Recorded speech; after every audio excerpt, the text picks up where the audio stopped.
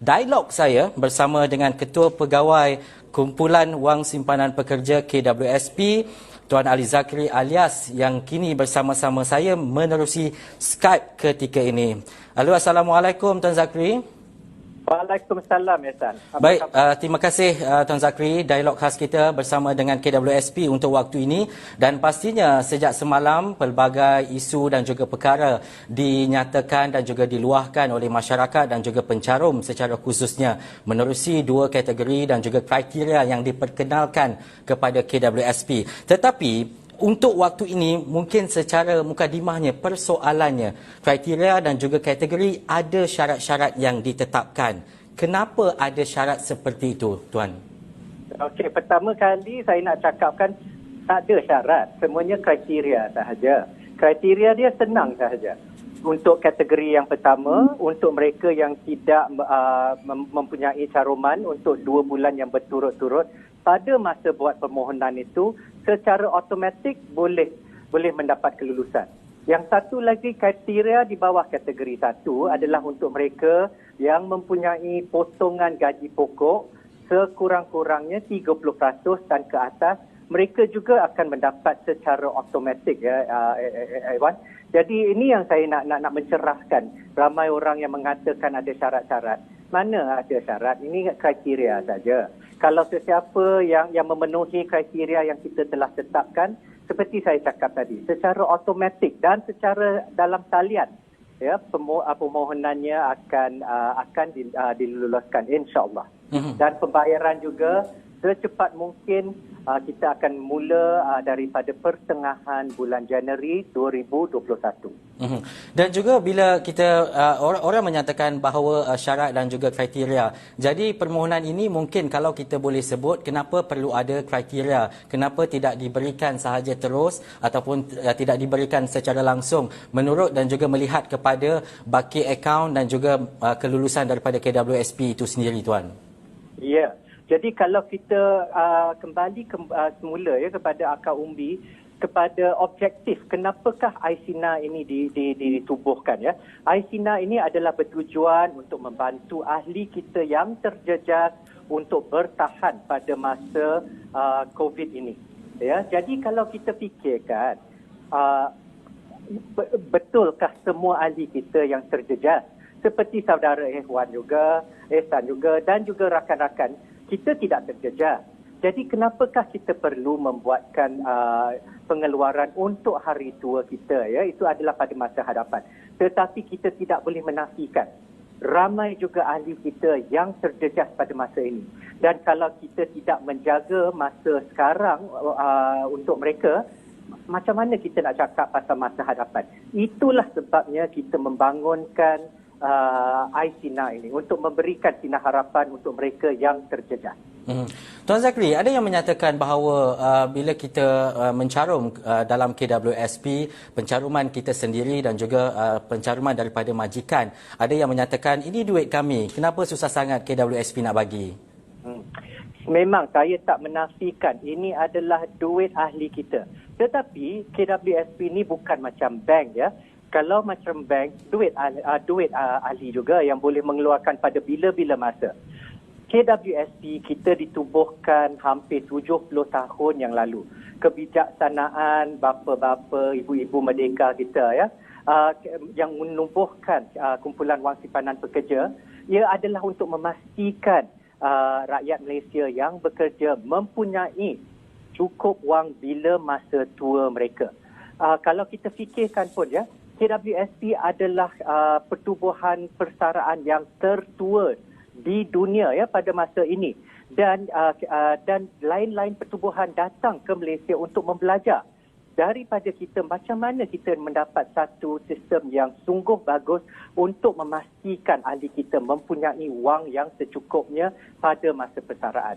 Itulah sebabnya daripada kebijaksanaan, ya, kerajaan yang dahulu untuk menubuhkan ini untuk memastikan wang tu boleh dikeluarkan pada masa persaraan, iaitu pada masa ini adalah 55 tahun. Jadi ya, betul, ia adalah wang ahli kita, tapi pada masa biasalah, ya, ia adalah untuk pada umur 55 tahun. Tetapi pada masa sekarang ni, ini adalah satu situasi wabak COVID yang melanda satu dunia. Tak pernah dunia melihat isu ini dengan impak yang sungguh ketara, yang membuatkan ramai orang terjejas. Jadi sebab itulah juga pihak KWSP kita berfikir dengan panjang, dengan sungguh mendalam. Patutkah kita membenarkan ahli kita mempunyai wang dana untuk pembelanjaan harian Jadi ICNA ni bukanlah satu perkara yang kita melihat secara on its own, tetapi kita mesti melihatnya secara keseluruhan. Daripada iLestari, daripada penurunan daripada 11% ke 7%, sekarang ICNA juga diperkenalkan, dan untuk tahun hadapan juga kita tidak akan menaikkan semula kepada 11%. Itulah sebabnya, Ustaz. Tuan Zakri ada menyebut berkaitan dengan iLestari tadi, ada mungkin persoalan-persoalan timbul. Mereka yang telah diluluskan iLestari, kenapa tidak diluluskan sahaja untuk iSinar kali ini? Satu soalan yang sungguh bagus Kalau kita fikirkan keadaan pada masa iLestari diperkenalkan, sangat berbeza juga dengan keadaan sekarang Seperti saya cakapkan, bila kita memperkenalkan iLestari, saya fikirkanlah KWSP iLestari ini adalah satu skim yang pertama yang diperkenalkan untuk menolong ahli-ahli kita Pada masa itu juga bantuan-bantuan kerajaan secara menyeluruh belum lagi diperkenalkan. Jadi pada masa itu pihak KWSP kita sungguh bimbang kerana kita melihat impak kepada ahli-ahli kita, dan kita kata tak apa, pada masa itu kita membukalah iLestari kepada semua ahli. Dan jangan lupa juga Ehsan, pada masa itu kita mempunyai PKP secara keseluruhan satu negara kita di bawah PKP. Kita tidak dapat keluar daripada rumah kita. Kita tidak dapat membuat apa-apa perniagaan atau pekerjaan pada masa itu, melainkan mereka yang boleh buat daripada work from home. Tetapi masa sekarang ni situasi telah pun berubah. Kalau kita fikirkan, PKP yang secara ketat macam dulu pun tidak ada lagi. Jadi kita sudah mula bekerja semula, ekonomi sudah mula dijana semula, dan juga kita jangan lupa, bukan semua orang hendak membuat permohonan untuk iLestari pada masa itu. Walaupun ia terbuka untuk ramai orang, kriterianya terbuka untuk ramai orang, bukan semua orang mahu memohon untuk iLestari. Sama juga dengan iCNA ini. Mungkin keadaan sekarang pun dah berlainan daripada keadaan Mac dan April. Jadi kita nak memberikan peluang kepada ahli-ahli kita untuk memikir semula hendakkah mereka memohon kepada iCNA. Jadi kita tidak mengambil peluang itu, kita memberi peluang yang baru kepada ahli kita untuk mendapat wang untuk bertahan pada COVID-19 ini. Tuan Zakri, saya nak memberi kepada cerita dan juga jalan dan juga perumpamaan mudah. Contohnya seperti ini, apabila kita menyatakan bahawa 2 bulan berturut-turut tiada caruman dalam KWSP, tetapi mungkin dalam kelompok yang terjejas beberapa bulan ke belakang sebelum 2 bulan berikutnya, adakah ini dikategorikan mereka golongan yang terjejas apabila 2 bulan berikutnya telah pun mendapat gaji dan ada caruman dalam KWSP? Ya, ini juga saya nak memberikan sedikit pencerahan sebab ramai orang memikirkan apa jadi kalau katalah Kak Kiah kita yang sekarang ni suri rumah. Dulu dia bekerja dah 5 tahun yang lalu. Tapi sekarang dia dah jadi suri rumah. Tapi dia ada duit di dalam akaun satu beliau dan dia tidak membuat apa-apa caruman sehingga dia buat permohonan. Dia boleh membuat permohonan iCNA. Kalau kita fikirkan, katalah macam Abang Jamal. Abang Jamal dia sekarang menjaja di tepi jalan. Dia juga mempunyai simpanan di dalam akaun satu. Asalkan dia tidak membuat apa-apa pencaruman, dia juga boleh dapat membuat permohonan itu. Jadi objektif untuk iCNA ini adalah untuk mudah, ia adalah untuk cepat dan juga selamat. Jadi kita hendak memastikan ahli kita boleh membuat permohonan dengan senang.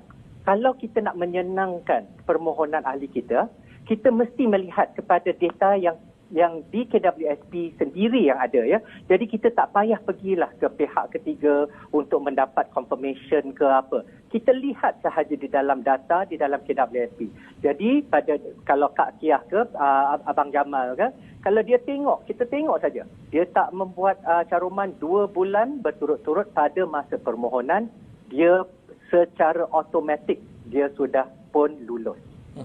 Dan juga itu cara dan juga contoh mudah yang Tuan Zakri berikan, tetapi ada persoalan-persoalan lain terutamanya yang melibatkan 30% basic salary dan juga pendapatan. Kita nak melihat kepada situasi ini, kita pecahkan kepada 2 kategori. Yang pertama adalah potongan 30% mungkin yang terlibat adalah high ranking ataupun mereka yang berpendapatan tinggi, dan mungkin 10% potongan itu adalah mereka yang berada dalam lower ranking ataupun yang punya pendapatan rendah. Kalau situasi ini pula bagaimana Tuan Zakri?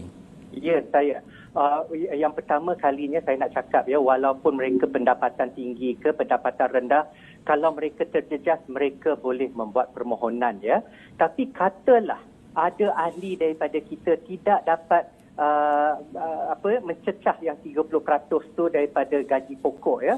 Mungkin sebab dalam data KWSP, kita hanya boleh mendapat data daripada carum kita untuk memastikan keselamatan caruman ahli kita.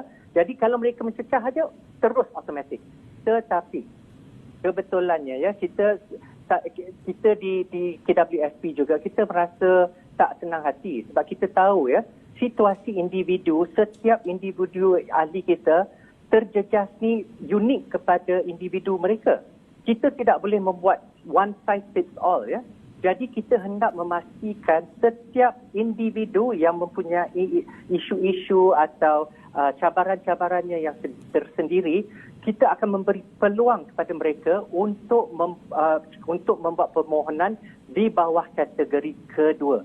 Kita tidak mahu menutup apa-apa pintu kepada ahli-ahli kita untuk mendapatkan wang untuk menolong mereka bertahan ya.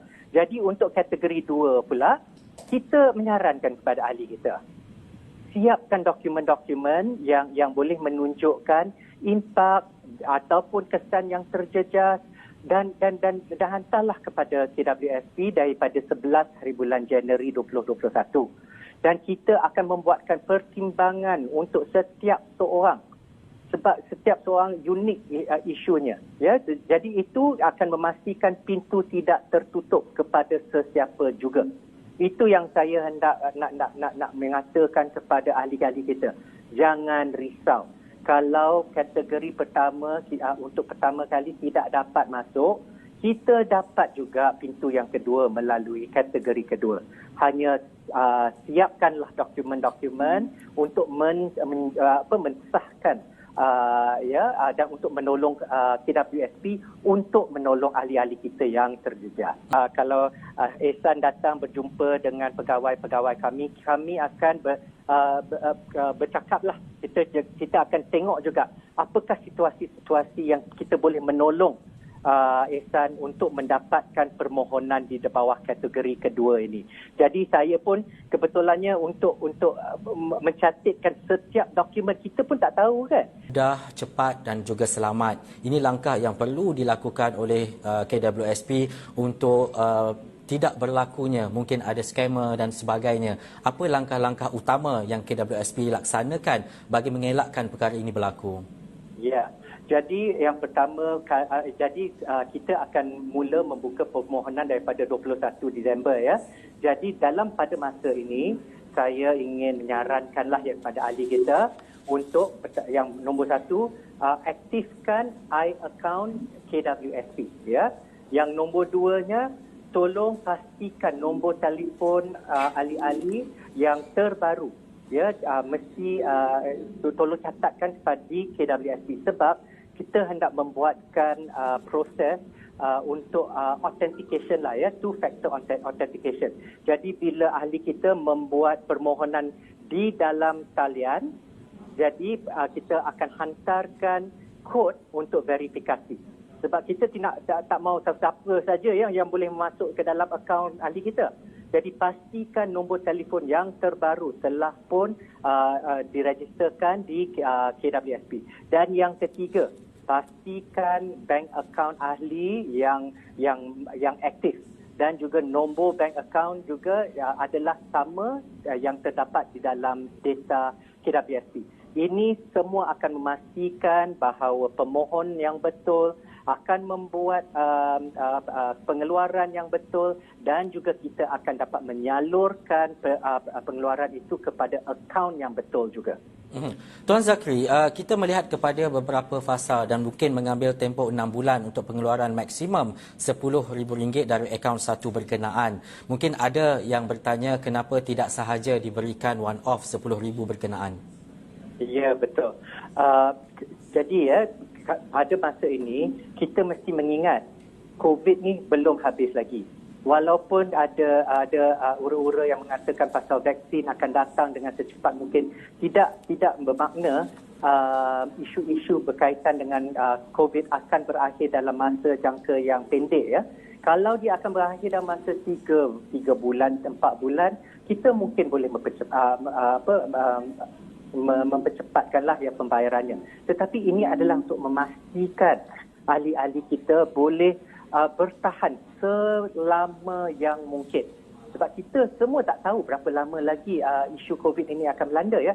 Tetapi Ehsan, jangan lupa untuk pengeluaran yang pertama kita membenarkan sehingga RM5,000. So, jadi untuk mana-mana ahli kita yang memerlukan wang RM5,000 dulu, terutamanya pada penggal awal tahun, sebab pada masa itu mungkinlah anak-anak pergi sekolah ke atau apa-apalah perbelanjaannya, kita membenarkannya untuk pengeluaran yang pertama. Dan selepasnya kita mesti memastikan dan menolong ahli kita untuk bertahan selama yang mungkin. Tetapi Ehsan, kita juga jangan lupa banyak bantuan juga daripada kerajaan yang dihulurkan, seperti moratorium, ya, daripada data kita, ya, yang menunjukkan pinjaman memainkan lebih daripada 40% dan ke atas daripada wang pengeluaran setiap bulan. Jadi dengan moratorium yang telah diumumkan, ia akan menolong ahli kita dalam jangka masa yang pendek untuk pengeluaran cash flow mereka, ya. Jadi jangan lupa, jangan melihat sahaja kepada duit simpanan persaraan dari KWSP juga. Fikirkan juga daripada bantuan kerajaan yang lain seperti program subsidi upah 2.0, bantuan prihatin rakyat, prihatin nasional, SIP, ya, yang sistem insurans pekerjaan daripada SOCSO, banyak lagi bantuan. Jadi lihatlah secara menyeluruh, jangan mengeluarkan sahaja kerana dapat mengeluarkan, sebab nanti kita akan terkesal nanti pada masa hadapan, ya. Itulah nasihat daripada KWSP. Dan juga Tuan Zakri mungkin boleh kongsikan mengenai proses apabila ia dibuka dan juga boleh memohon secara dalam talian tempoh berkenaan, kenapa mengambil masa dalam tempoh-tempoh tertentu seperti tarikh-tarikh yang telah pun disebutkan oleh KWSP. Ya, jadi untuk kategori pertama, permohonannya akan bermula daripada 21 Disember, ya. Dan seperti kita cakapkan tadi, ia akan dilakukan secara dalam talian.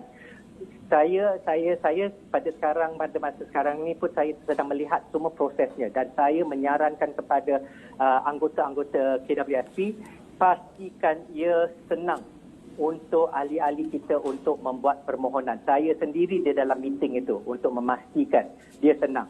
Jadi saya tak nak terlalu banyaklah, ya, nanti terbongkar nanti, tapi saya akan pastikan ia adalah sesenang yang mungkin. Dan juga Tuan Zakri, akhir sekali, ini adalah sejarah dalam negara. Sebelum ini tiada pengeluaran akaun 1 dan juga 2, terutamanya dalam keadaan pandemik ketika negara berdepan dengan COVID-19. Ini adalah sejarah yang kita catatkan. Apa yang Tuan Zakri boleh berikan mungkin harapan dan juga nasihat Tuan Zakri sendiri, terutamanya kepada seluruh rakyat Malaysia dan juga pencarum KWSP? Ya, betul. Ini adalah peristiwa yang dahsyat yang tak pernah, bukan hanya Malaysia tapi satu dunia telah melihat ya wabak COVID ini, dan saya berdoalah yang